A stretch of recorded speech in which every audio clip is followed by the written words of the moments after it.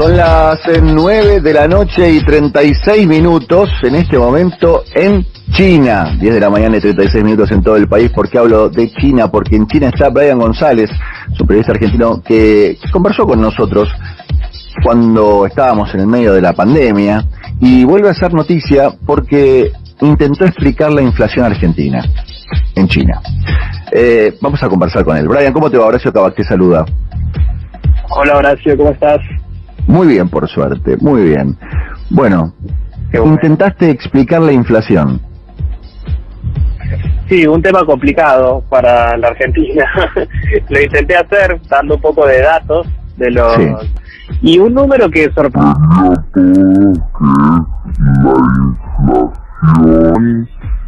del 2010 hasta el 2020, ¿no? 10 años de inflación sin importar el gobierno que estaba en el momento.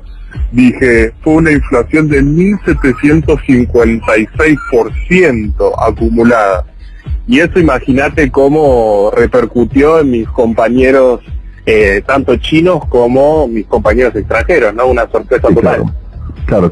¿La inflación en China existe? Bueno, sí, por ejemplo, el mes pasado, en el mes de julio, hubo un 0,3% de inflación. La inflación interanual de julio era de un 1% y el año pasado el total fue del 2,5%. O sea, si hiciéramos la misma comparativa de los 10 años, ¿no? Del 2010 al 2020 aproximadamente, ¿cuál sería la inflación acumulada de China?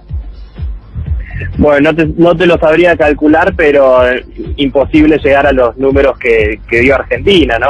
Ese número lo tomé de una fuente que se llama Focus Market, una consultora, pero el INDEC, por ejemplo, el número que dio fue 1470, o sea, tampoco hay... Pero ¿por qué existe esa diferencia también? Porque lo que sucede muchas veces en el INDEC, que a veces sacan un producto, ponen otro y se calcula de manera diferente, ¿no? Sí, pero claro, bueno, sorprende mucho el número. Imaginémonos un 50% de promedio anual en Argentina contra un 2,5-3% anual de China. Es una diferencia abismal. Sí, claro, por supuesto, sí, probablemente no llegue ni al 50% de inflación acumulada en 10 años. ¿Y qué preguntas, digamos, cuáles eran las reacciones? ¿Qué te decían? ¿Qué te preguntaban?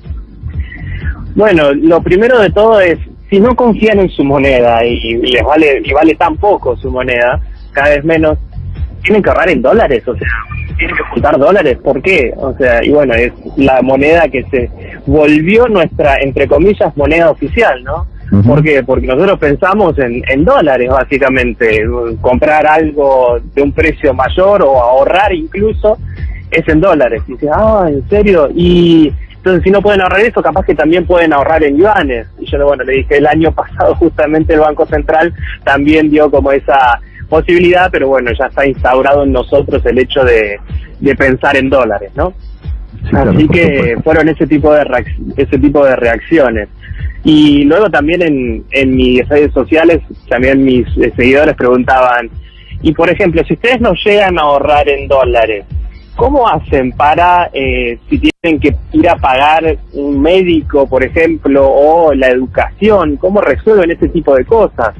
Y bueno, yo también decía, es que bueno, hay una educación pública o una salud pública, pero bueno, tampoco es la mejor del mundo, pero bueno, por lo menos está cubierto en ese sentido.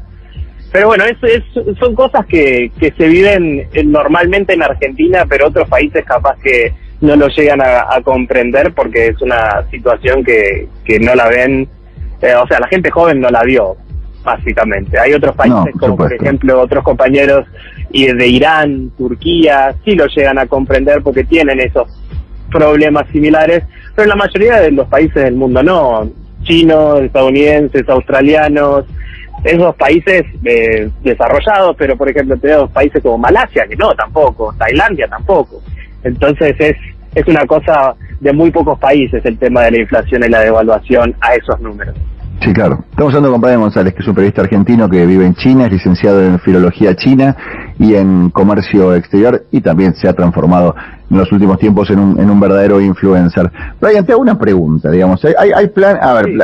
¿Se financia con tarjeta de crédito las compras en China? ¿Vos vas con tarjeta de crédito y podés comprar a 12 cuotas sin interés? Hay tarjetas de crédito, sí, hay tarjetas de crédito, pero no es una cosa que se ve mucho. Yo desde que llegué aquí, a ver, lo máximo que se ve en su momento era efectivo, luego pasó mucho el tema de los pagos virtuales, como por ejemplo puede ser en Argentina escanear con el código QR, bueno, eso es en realidad es una copia del método chino.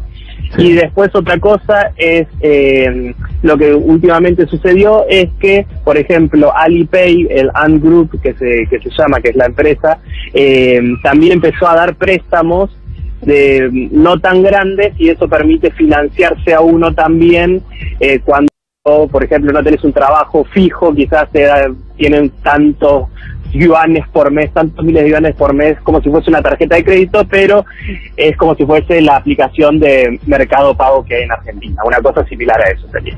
Ok. Pero mi pregunta iba, por ejemplo, vos te querés comprar un par de zapatillas, ¿las compras cash o las financiás en 12 cuotas sin interés?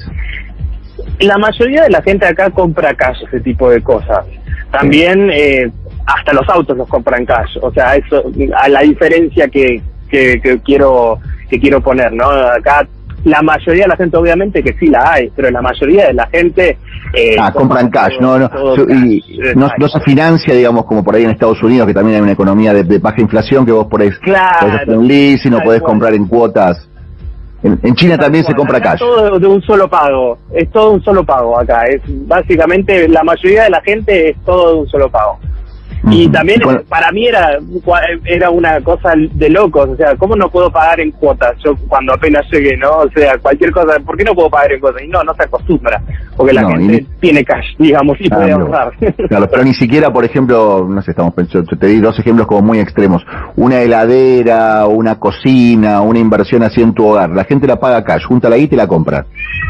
Exactamente, ¿por qué? Porque se puede ahorrar, ¿no? Entonces, si quiero comprarme una heladera el mes que viene, bueno, ahorro estos 2 meses en parte de mi sueldo y listo. Además, ¿por qué también? Porque como tiene una gran producción de distintos tipos de heladeras, por ejemplo, entonces hay mucha oferta y eso hace que los precios bajen también, ¿no? O sea, es la ley de la oferta y la demanda.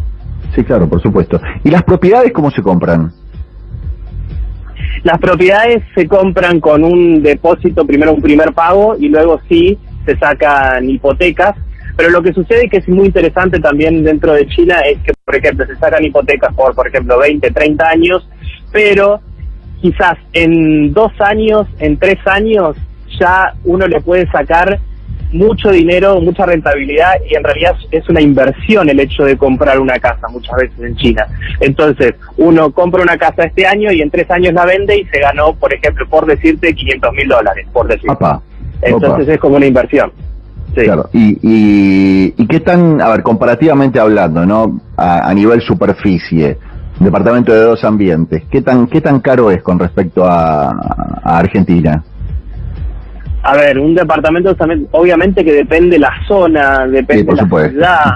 O sea, no, Beijing, Shanghai no es lo mismo que, por ejemplo, Wuhan, ¿no? O sea, me imagino que Wuhan en este momento debe haber bajado los precios. Ahora no tanto, a ver, en su momento sí, obviamente, porque hubo un impacto muy fuerte, pero Wuhan es una ciudad muy grande, o sea, que tiene casi 13 millones de habitantes, y es el centro político y económico de la provincia de Hubei. Es como si estuviese hablando de una Córdoba de un tamaño mucho mayor, ¿no? Entonces es importante. Pero bueno, por ejemplo, te puede llegar a salir 1 metro cuadrado en Wuhan, te puede estar saliendo alrededor de $5,000, por ejemplo. 1 metro cuadrado. Okay. Y en Wuhan, y acá en Beijing, bueno, tenés de todo, pero es muy caro aquí en Beijing. Y en Shanghai ni hablar. Sí, Bueno, Brian, ¿y cómo está el tema de la pandemia? Bueno, el tema de la pandemia es interesante porque hace 3 semanas más o menos hubo un rebrote de la variante Delta y hubo muchas restricciones. Empezó en la ciudad de Nanjing, luego se expandió a las diferentes ciudades aledañas, y la ciudad que más la sufrió es una que se llama Yangzhou. ¿Qué pasó? Empezaron a restringir mucho el movimiento, cuarentenas localizadas y testeos masivos como siempre.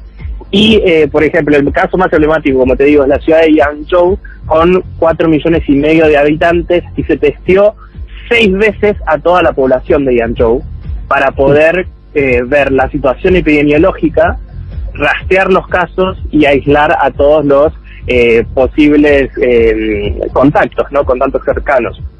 Y bueno, y este sábado ya fue el primer día sin casos de contagios locales. El domingo sí hubo un par de casos, pero lunes y martes no hubo casos tampoco. Así que se cree que ya este rebrote de variante Delta ya fue controlado. Impresionante los números que estás dando. Digamos, a una población de 4 millones de personas la testearon 6 veces, digamos, hicieron 24 millones de test. ¿En cuánto tiempo? En 3 semanas. Wow. Exactamente, es wow, la verdad que esos números, como se sorprenden los chinos con nuestra inflación, nosotros los... Sí, claro. Es verdad, son escalas galácticas. Y a nivel vacunación, ¿cómo fue el plan de vacunación? Bueno, el plan de vacunación empezó dándose las dosis de emergencia para los que lo necesitaban, por ejemplo, médicos, policías, etcétera, el año pasado, en la segunda mitad del año pasado. Pero la campaña masiva de vacunación comenzó en invierno de este año. Y hasta el momento se han dado 1.900 millones de dosis de la vacuna y tiene el calendario completo 800 millones de personas. Eso es un poco más del 50% de la población, pero para llegar a la inmunidad de rebaño se necesita un 83% de la población vacunada. Esos son los datos que ofrece China, que lo que tienen pensado es poder llegar a ese número antes de fin de año. ¿La vida es, entre comillas, normal? Ahora sí, ahora como te comentaba, como se controló esta variante Delta, este rebrote, lo que sucedió fue que la vida abrieron de vuelta los boliches, por ejemplo, acá en Beijing, los bares, abrió absolutamente todo. Lo que sí, por ejemplo, se pide un poco más el tema de el barbijo en el taxi, el barbijo en el shopping y poder tener que escanear el código QR que te demuestra que uno no tuvo contacto con un caso sospechoso de coronavirus, por ejemplo. Entonces, todavía está un poquito eso, pero ya está todo abierto, digamos.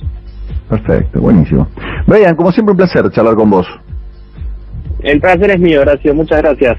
Que estés bien, te mando un abrazo. Brian González, periodista argentino en China, licenciado en Filología China y en Comercio Exterior, se ha transformado en un influencer durante toda esta pandemia y sorprende con estos números, ¿no? 24 millones de testeos en 3 semanas a 4 millones de personas para evitar que se disemine la variante Delta. Rápidamente lo contuvieron. 1.900 dosis de vacunas. Muy, pero muy impactantes los números que nos cuentan.